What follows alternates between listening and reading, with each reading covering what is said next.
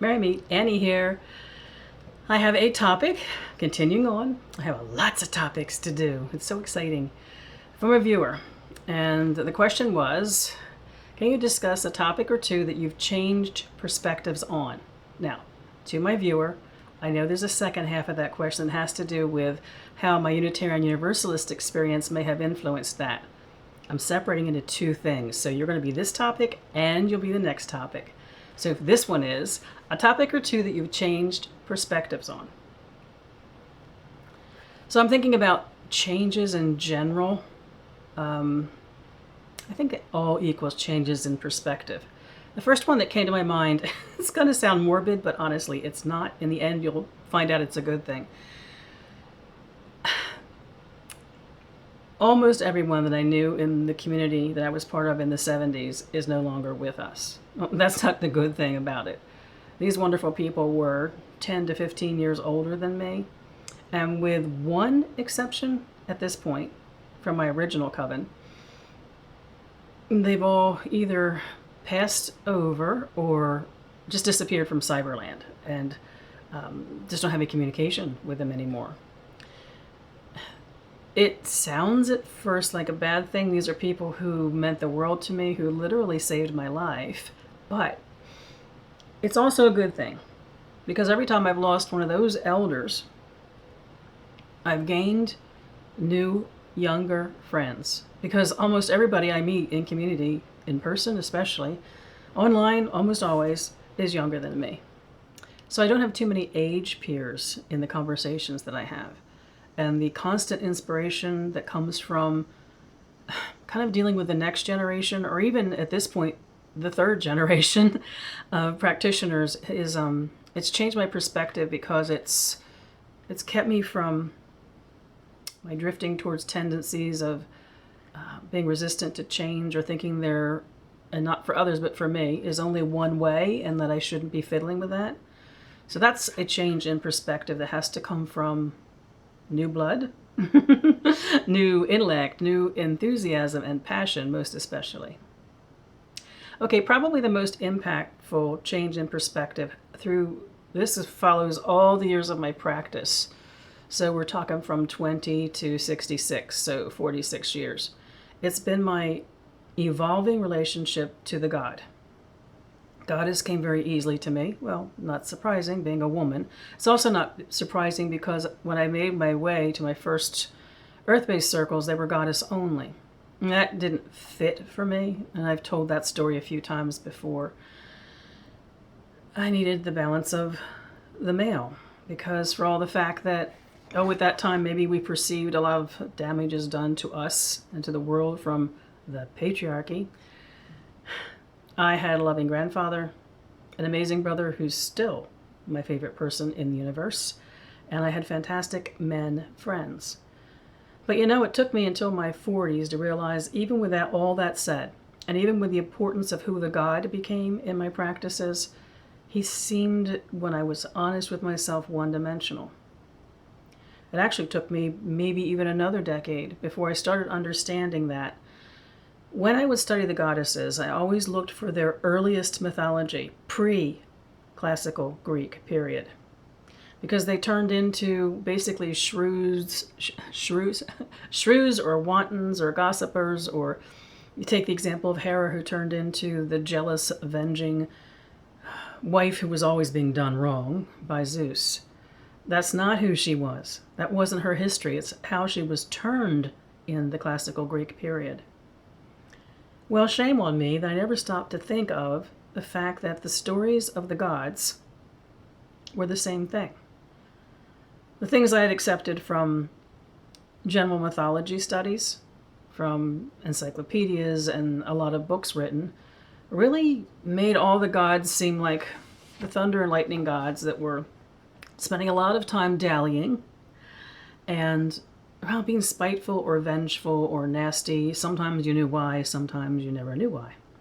So I found, for instance, if I use an example, Hades. If you go back to their earliest history, there is no one more loving, more firm but supportive, There's no more beautiful of an archetype of the male divine than Hades.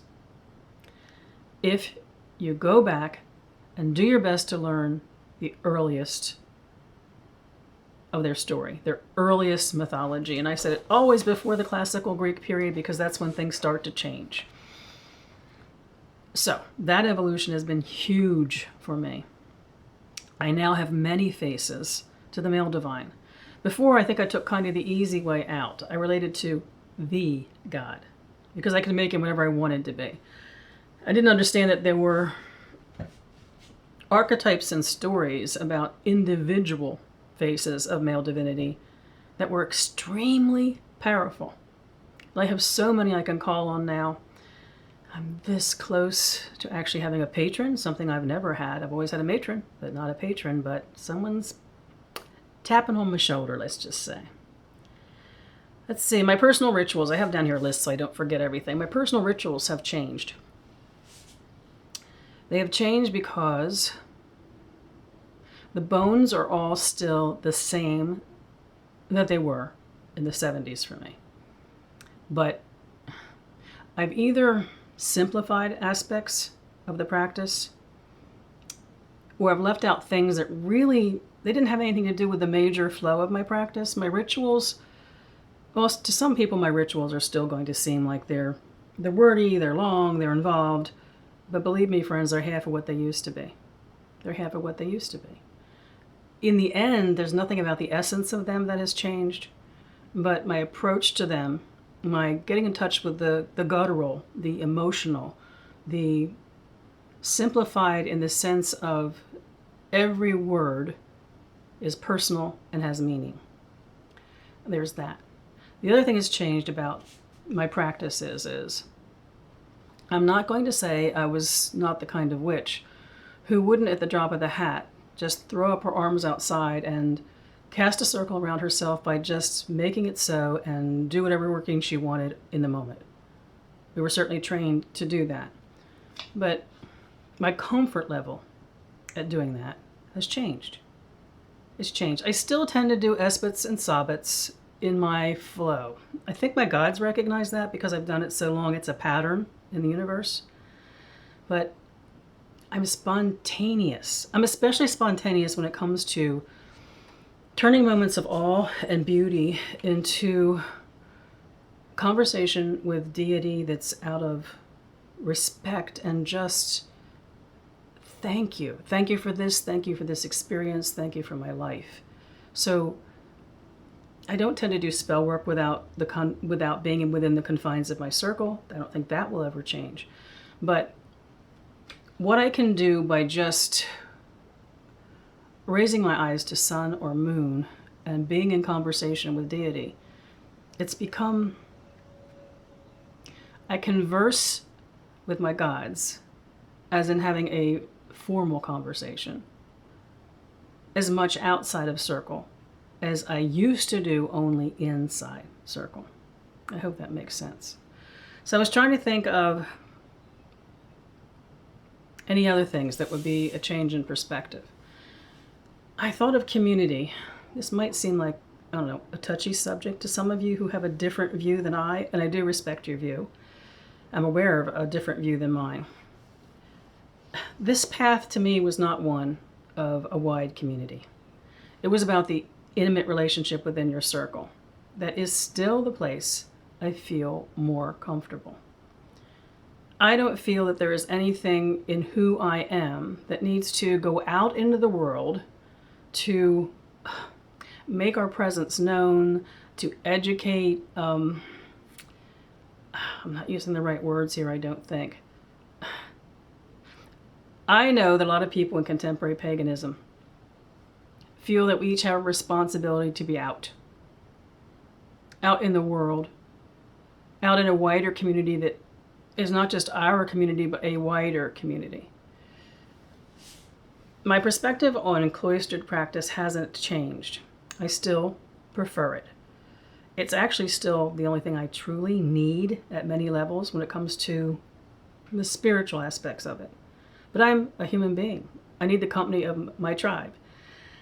I've opened up to what it's like to be in a wider community. I don't feel the need to grow that community or expand it, but I like being in it.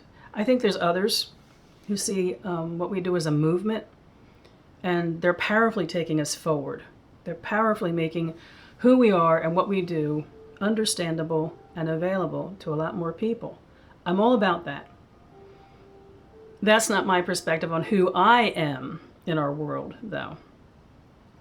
It's still about reaching out to like minds and small communities. YouTube is probably the only exception to that. That's been part of my experience of wider community. I'm not saying that being cloistered or more held close to the heart is something we should all be. I'm saying that for me, that's where my greatest spiritual reward comes from. Maybe because I'm not a social butterfly, my relationship to the wider community is one that if I'm in the mood and there's something that intrigues me, I'll be part of it. But I'm not interested in being part of the evolution or the expansion of it.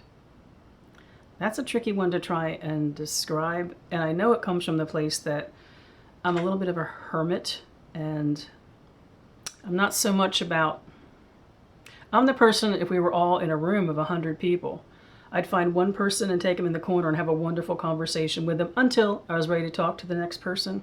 So I think some of this is about who I am. I'm one of those people who, I'm not an extrovert. I'm an introvert. And wider community to me feeds my needs in small pockets, but that in itself is a new perspective. To step outside 13 people into any kind of a wider community, YouTube or anything else, is a definite shift in perspective for me. It's something that for decades I had no need of and no interest in, and I have benefited greatly from it. Okay, there's the things I thought of off the top of my head. The other thing is, and our friend who also asked about Unitarian Universalism, there's also been its impact on shifting my perspectives. And I'm going to do that in a separate video. Not a lot of people are interested in what I share about Unitarian Universalism. And also, there are a lot of people I discovered when I did my one and only video about it. There's a lot of Unitarian Universalists who come to a video I do who are trying to explore, well, who are these pagan people in our churches? We want to know more about you. That's appropriate then for a separate video. So the viewer who asked this, I haven't forgotten the other half of your question. It'll come short. It'll come within a few days. So I'd be interested in any thoughts you all have on shifting in your perspective. I know there were constant shifts when I was starting out. So those of you who are new, I bet because you were exploring and deciding who you are and who you are in community, who you are here on YouTube, in groups, in the world, face to face, your perspective must shift constantly. I know mine did, especially in my 20s and even through my 30s. And those of us who've been around a while, have we gotten into a rut? Or are we open to shifting perspectives and different points of view? Can we look at the length of our practice and see how it has evolved and where it's changed? Share. Do a video, comment, whatever. It'd be interesting to know what your experience of, as our viewer said, changing perspectives. I wish you all mirth and reverence. Mary Part.